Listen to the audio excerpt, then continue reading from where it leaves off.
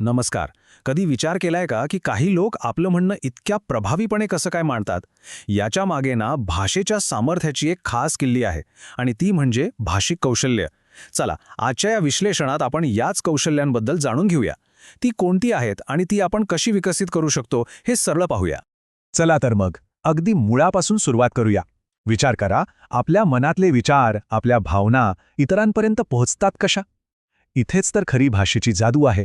भाषा म्हणजे काही फक्त शब्द नाही आहेत, तर ती आपल्याला एकमेकांशी जोडणारा एक भक्कम पूल आहे. पण मग इथे एक महत्त्वाचा प्रश्न उभा राहतो. भाषा तर आपल्या सगळ्यांकडे आहे, पण तिचा प्रभावीपणे वापर करून आपलं म्हणणं इतरांपर्यंत अगदी अचूक पोहोचवायचं कसं? चला, याच प्रश्नाचं उत्तर शोधायला लागूया. आणि याच प्रश्नाचं उत्तर आपल्याला आपल्या पहिल्या भागात मिळणार आहे, संवादाचं रहस्य. इथे आपण हे पाहणार आहोत की एका उत्तम संवादामागे नेमकी कोणती मूलभूत तत्त्व दडलेली आहेत. तर ही भाषिक कौशल्य म्हणजे नेमकं काय, नाही का? सोप्या भाषेत सांगायचं झालं तर ऐकणं, बोलणं, वाचणं आणि लिहिणं या 4 क्रिया प्रभावीपणे करण्याची आपली क्षमता. आणि यातली सगळ्यात महत्त्वाची गोष्ट कोणती माहितीये? ही कौशल्य कोणीही जन्मतः घेऊन येत नाही, तर ती सातत्यपूर्ण सरावाने विकसित करता येतात. आता अशी कल्पना करा की आपलं भाषेवरचं प्रभुत्व म्हणजे एक मोठी इमारत आहे. मग या इमारतीचे 4 मुख्य स्तंभ कोणते असतील? चला ते पाहूया, कारण हे स्तंभ आपल्या भाषिक क्षमतेचा पाया रचतात. हे आहेत ते 4 स्तंभ: श्रवण, संभाषण, वाचन आणि लेखन. यातली गंमत अशी आहे की ही कौशल्य जरी वेगवेगळी दिसत असली तरी ती आतून एकमेकांशी घट्ट जोडलेली आहेत. म्हणजे बघा, जितकं जास्त वाचन केलं जातं तितकं आपलं लेखन सुधारण्यास आपोआप मदत होते.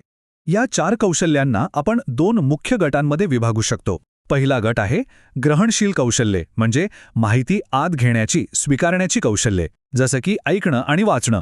आणि दुसरा गट आहे अभिव्यक्त कौशल्ये, म्हणजे माहिती बाहेर देण्याची, व्यक्त करण्याची कौशल्ये, जसं की बोलणं आणि लिहिणं. सोपं आहे की नाही? चला आता जरा खोलात शिरूया आणि पहिल्या 2 कौशल्यांबद्दल अधिक जाणून घेऊया, ऐकणे आणि बोलणे. ही दोन्ही तोंडी संवादाची म्हणजे इंटरॅक्शनची प्रमुख कौशल्ये आहेत. श्रवण कौशल्य म्हणजे फक्त आवाज कानावर पडणं नाही, म्हणजे रस्त्यावरचा गोंगाट पण आपण ऐकतोच की, पण त्यावर लक्ष देतो का? नाही. श्रवण म्हणजे समोरची व्यक्ती जे काही बोलत आहे ते अगदी लक्षपूर्वक ऐकून त्याचा योग्य अर्थ समजून घेणं. आणि म्हणूनच भाषा विकासातलं हे पहिलं वैलं आणि सगळ्यात महत्त्वाचं पाऊल आहे. आपल्याला वाटतं की ऐकणं म्हणजे फक्त ऐकणं, पण खरं तर आपण वेगवेगळ्या प्रकारे ऐकत असतो. उदाहरणार्थ, शिक्षक शिकवत असताना विद्यार्थी जे ऐकतात ते झालं सक्रिय श्रवण. काम करताना मागे हळू आवाजात गाणी सुरू असतात ते झालं निष्क्रिय श्रवण. एखाद्या नेत्याचं भाषण ऐकून स्वतःचं मत बनवणं याला म्हणतात समीक्षात्मक श्रवण. आणि फक्त मनोरंजनासाठी गाणी किंवा कथा ऐकणं म्हणजे आनंदात्मक श्रवण. आता बोलण्याकडे वळूया. संभाषण कौशल्य म्हणजे काय? तर आपले विचार, आपल्या भावना, आपले अनुभव स्पष्टपणे आणि प्रभावीपणे शब्दांतून मांडता येणं. आणि यासाठी सगळ्यात जास्त गरजेचा असतो तो म्हणजे आत्मविश्वास. कारण आत्मविश्वास असेल तरच आपले विचार समोरच्यापर्यंत पोहोचतात. बरं, आता आपण साक्षरतेच्या 2 मुख्य कौशल्यांकडे वळणार आहोत, जी लेखी भाषेवर आधारित आहेत, म्हणजे वाचन आणि लेखन. वाचन कौशल्य म्हणजे फक्त अक्षरं ओळखता येणं नव्हे, ते तर रस्त्यावरच्या पाट्या वाचण्यासारखं झालं.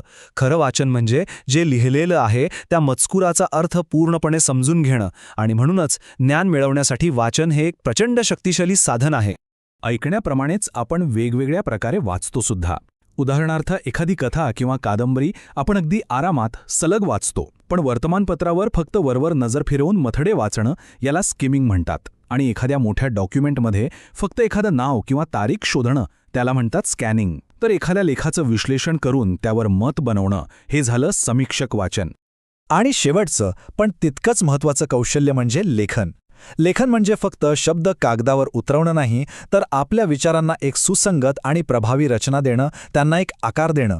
आणि यासाठी आपल्या विचारांमध्ये स्पष्टता असणं खूप गरजेचं आहे. तर आपण ही 4 कौशल्ये तर समजून घेतली, पण या सगळ्याचा आपल्या रोजच्या जीवनात काय उपयोग? हे सगळे इतकं महत्त्वाचं का आहे? चला तेच पाहूया. तर या सगळ्याचा सार काय? हे 4ही कौशल्य म्हणजे एका साखळीच्या कड्यांसारखी आहेत. एकात जरी कमतरता असेल तरी संवादाची साखळी पूर्ण होत नाही. म्हणूनच एक प्रभावी संवादक बनायचं असेल तर या 4ही कौशल्यांचा संतुलित विकास होणं अत्यंत आवश्यक आहे. आणि या कौशल्यांचा फायदा थेट आपल्या जीवनावर होतो. जेव्हा आपला संवाद सुधारतो तेव्हा आपले सामाजिक संबंध अधिक घट्ट होतात. जेव्हा आपली समज वाढते तेव्हा शैक्षणिक यश मिळवणं सोपं होतं.